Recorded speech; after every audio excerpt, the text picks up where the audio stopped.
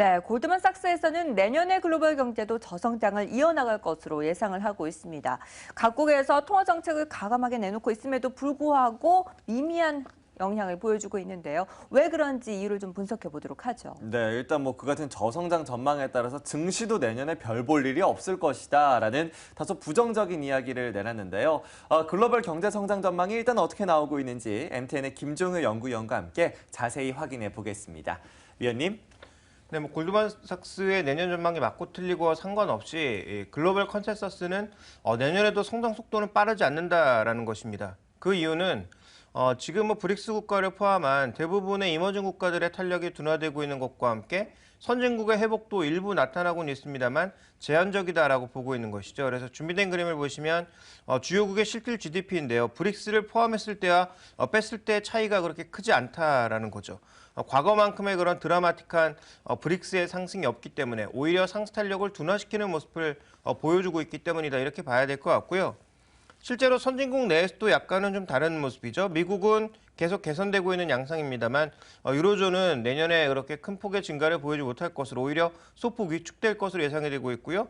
일본도 증가는 하고 있습니다만 증가 속도 자체가 가속도가 붙는 그 정도의 모습은 아니고 오히려 중국은 슬로우다운의 모습을 나타내고 있고 브라질이나 이런 국가들은 더 둔화되고 있는 모습이죠. 인도가 상대적으로 좀 나아진 모습을 나타내고 있고요. 러시아는 내년에도 마이너스 성장이다라는 것은 뭐 이 시간을 통해서도 여러 번 전해드린 적이 있습니다. 전체적으로 지금 보시면 글로벌 성장 자체가 계속 둔화될 것이다라는 것이 가장 기본적인 컨센서스이고요. 이에 맞서는 정책들의 혼선이 나타나고 있다라는 것도 아무래도 글로벌 저성장을 좀 예측하게 하는 즉 수요가 늘지 못하기 때문에 있는 부분과 함께 정책의 혼선 자체가 글로벌 불확실성을 계속 야기시키는 그런 변수로 자리매김하고 있고요. 거기다가 뭐 대선이라든지 IS와 같은 지정학적 이슈까지 얽히면서 아무래도 글로벌 경제 전망에 대해서는 조금은 보수적인 시각이 주류를 차지하고 있다. 이렇게 볼 수가 있습니다.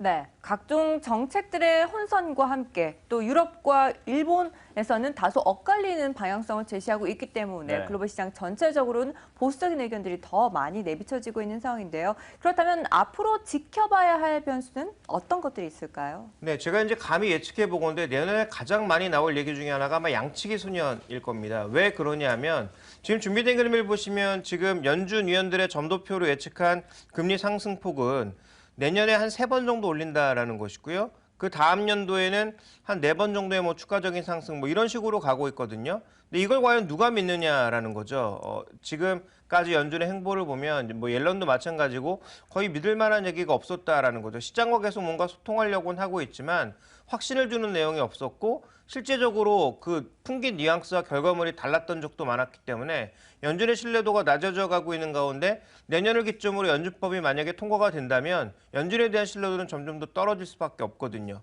그리고 현재 지금 물가가 굉장히 낮기 때문에 PCI 물가 자체가 낮기 때문에 금리를 올릴 수 없다라는 그런 얘기도 나오고 있습니다만 내년도의 물가는 누구도 예측 불가능하죠.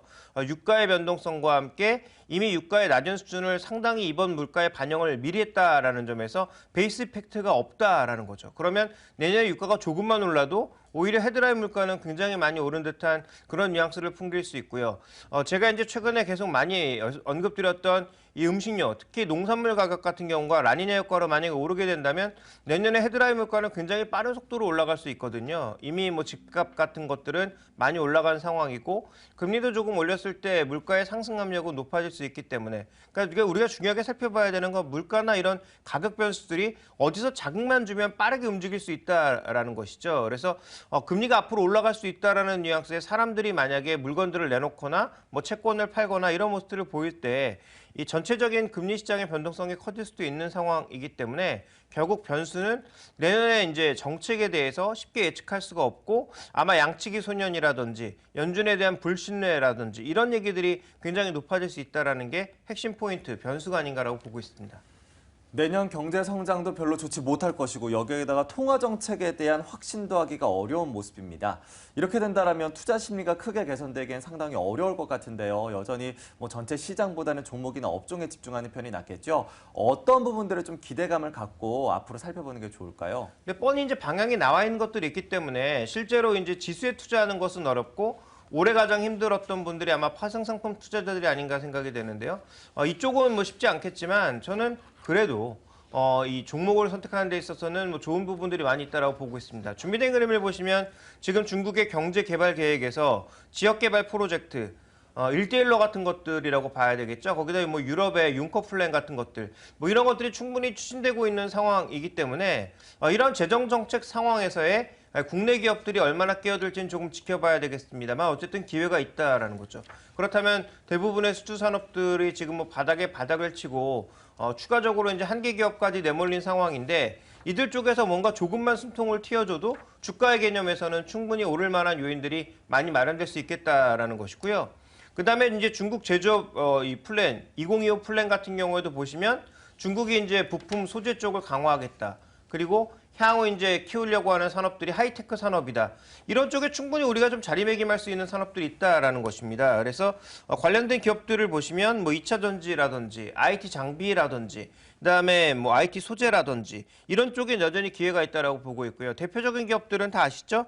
LG화학, 삼성 SDI, 뭐 비아트론, 뭐 솔브레인, OCI 머티리얼즈 이런 기업들에게 아직도 충분히 기회가 열려있는 시장이라고 보고 있기 때문에 내년에도 결국 종목 선택만 잘 하게 되면 지수가 상대적으로 약세를 보이더라도 내 계좌를 불리는 데는 큰 무리가 없을 것이다. 왜냐하면 하단 자체가 그렇게 넓지 않고 하단으로 열려 있다고 하더라도 하단으로 열렸을 때는 오히려 우리가 우려했던 이런 양적 완화의 정책들, 거두어지는 양적 완화의 정책들이 다시 나올 가능성도 있기 때문에 하단 자체는 오히려 좀 견조하다라는 개념으로 접근해 보시게 되면 뭐 내년에도 충분히 종목 선택만 잘하면 기회는 있다. 이렇게 보셔야 될 것 같고요.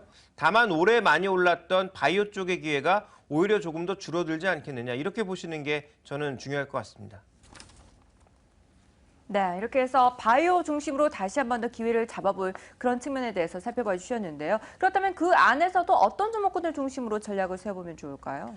네, 이제 매년 우리가 가장 여러 가지 전략들을 얘기하고 있지만 한 번도 실패하지 않은 전략이 무엇이냐라고 물어보신다면 그러니까 정말 특수하게 뭐 IMF가 온다든지 아니 2008년도에 금융위기 이런 상황만 아니라면 가장 우리에게 확실한 답을 주는 것은 턴어라운드 업종들이었습니다. 먼저 준비된 그림에서 확인해 볼까요?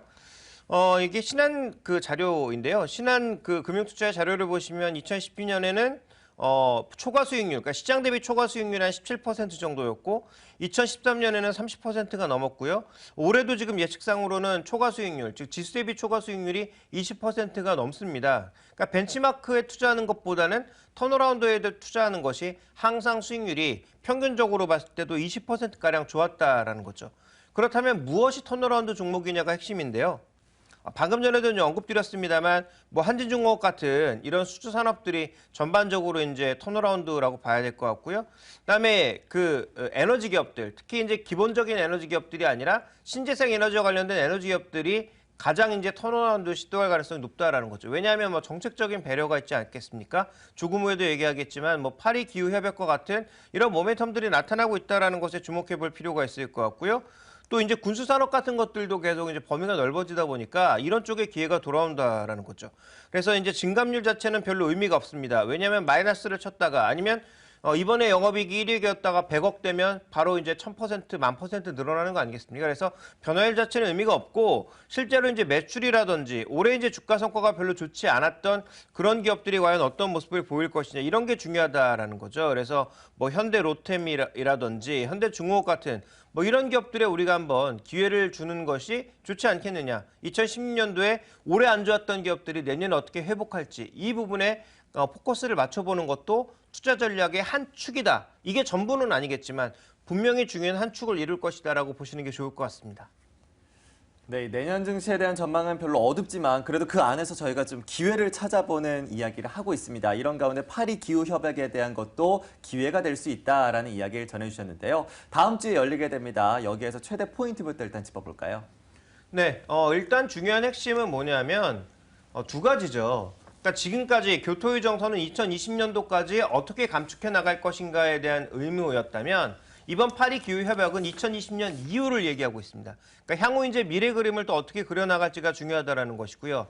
두 번째 포인트는 글로벌 시장에서 가장 이제 그 이산화탄소를 많이 배출하고 있는 원흉, 바로 미국과 중국에 빠졌던 교토 의정서와는 달리 이번에는 들어간다라는 거죠. 원래 2009년도 코펜하겐 의정서에서 다 채택됐어야 되는 것들인데 그때 이제 금융위기 때문에 미뤄진 것이고요. 그래서 이번에 파리 기후 협약에 있어서는 이러한 부분들이 기대가 되고 있는 거죠.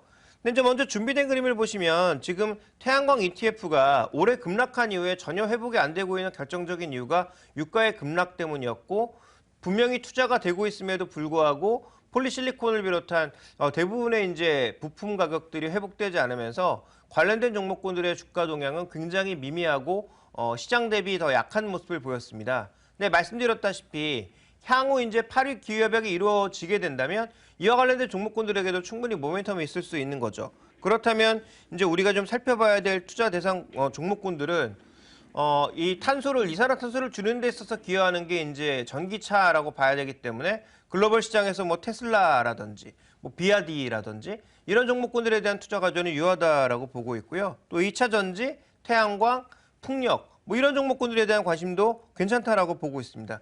이들 종목군들은 방금 차트에서 보시는 것처럼 일단 낙폭과대에 따른 반등 개연성, 기술적 개연성도 있기 때문에 단기적으로는 낙폭과대에 따른 반등 개연성을 그다음에 중장기적으로는 산업 변화에 따른 긍정적인 흐름을 예측해 보시는 게 좋지 않을까. 그런 의미에서 뭐 국내에서 OCI라든지 그다음에 하나케미칼이라든지 그다음에 또 좀 범위를 넓혀보게 되면 2차 전지와 관련된 종목군들에 대한 장기적인 투자는 여전히 유효하다. 그래서 단기적으로는 기술적인 흐름을, 장기적으로는 산업 구조의 변화에 투자하시는 게 좋을 것 같습니다.